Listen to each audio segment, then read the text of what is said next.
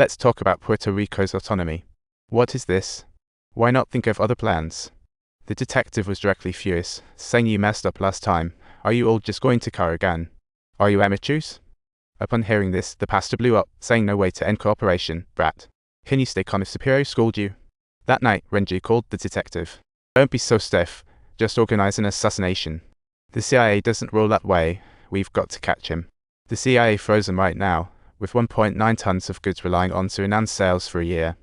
This way won't work. The whole group's going to collapse.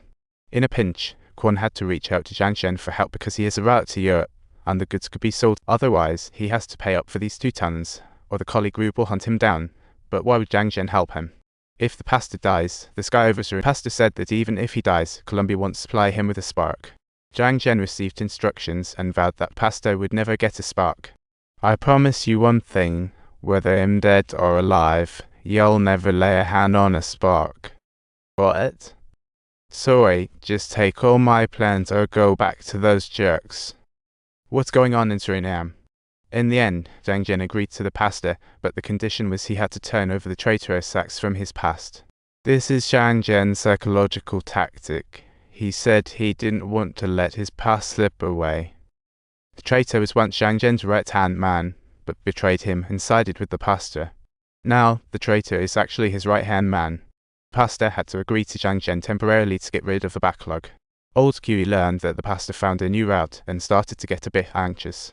He asked Renji to persuade Kwon to switch to the Puerto Rico route, because once Zhang and the pastor teamed up, the plan would fail. The pastor's goods are for exclusive sale. Even General Motors' annual profits can't compare to his past income. He has a grip on Colombia's political power. The last outcome for the guy is being chased down the street by the US Drug Enforcement Agency. So, Kwon can't dare to take that risk. He rejected Renji's suggestion, leaving Renji to continue persuading while using provoking tactics. Sai, the pastor, is just a coward. The clergyman lost his patience, alas. Sai. You kid, look at the state you're in now. You've been captured by the devil. As a result, the pastor gave Renji a thorough good beating. But he doesn't dare to do anything to Renji now because all his assets are frozen. If he kills Renji, he'll be bankrupt himself. The pastor had Renji taken out and confiscated his gun. Renji texted old Q, telling him to do things his own way. He even specially sent old Q a photo of the pastor's base. If this time the pastor succeeds, he will establish a cocaine kingdom and won't need anyone else, then everyone will be in trouble. Renju suggested partnering up to take down the pastor and take over the base. Zhang worried about how they'd face the collie group and the president of Suriname after the Renju reissued Zhang, saying they all wanted to be friends with the dollar. Brother, remember my words. It's time to strike and win this battle. Zhang decided to ambush both Ban Jai and Kwon Yao Hien. Ban Jai finally realized he had been sold out. He's tough, he took out all his enemies and survived. Meanwhile, Zhang had already taken his ambush position inside the pastor's factory, awaiting the right moment. The two groups engaged in a firefight, but Zhang was prepared, and the pastor's team was quickly disarmed thanks to Dahei's cover. In the end, they made an escape. Luckily, Zhang dismantled the pastor's factory and took all his remaining goods back to him. He acted all clueless, and the pastor captured all who knew the warehouse location. Renju stated that when he went to the warehouse, he was blindfolded, so only you people know the location.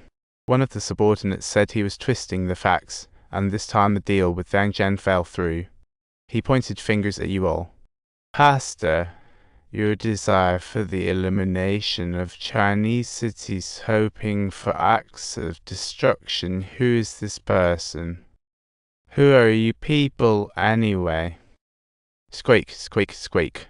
The pastor said before today's deal, he had all his men check everyone's vehicles and residences, including Renji's whereabouts. After saying that, he walked towards Renji, who was as tense as a rock. The pastor slowly raised his gun at Renji. The room was frighteningly silent, filled with a tense atmosphere. It turned out that this afternoon, an unreported phone was found in David's car. It was filled with call records to Chinatown. Although the evidence was solid, the pastor still felt something was off. David was very cautious, but as timid as a mouse. Theoretically, he shouldn't have the guts to betray himself. Actually, the pastor was most suspicious of old Zhang. It seemed every time there was a problem, he was involved. He always managed to stay squeaky clean, especially this time. Zhen couldn't possibly think of today's plan. Someone must be pulling the strings behind the scenes. Upon hearing this, old Zhang instantly changed the topic, shifting focus to Altai. He instructed Altai to reach out to their former big brother in order to re-establish their connections once again. He desperately investigated Zheng's whereabouts, hoping to figure out what was going on.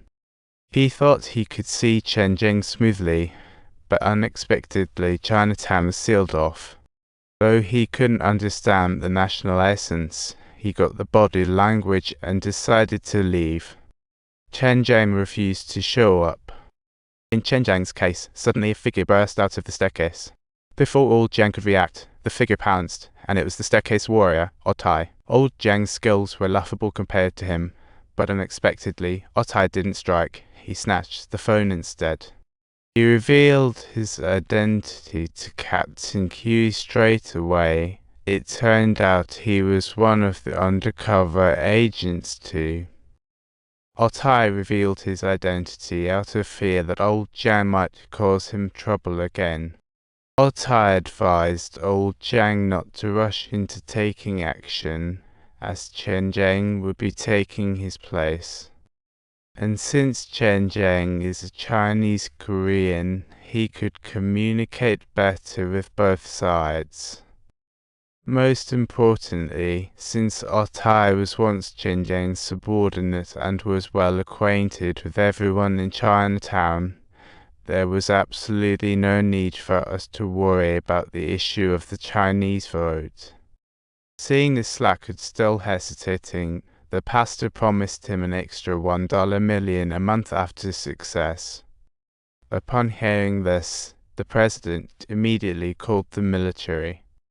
Very rapidly, the Chinatown gang found itself under siege and suppression.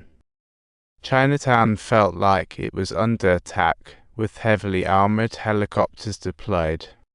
Zheng was enjoying a massage indoors when he heard the report from his underling and sprang up to check the situation.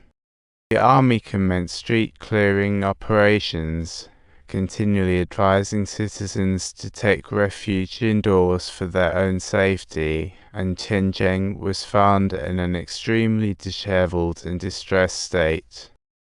And Zheng's body was scattered all over the place. Amidst the confusion, Renju quickly dialed his number.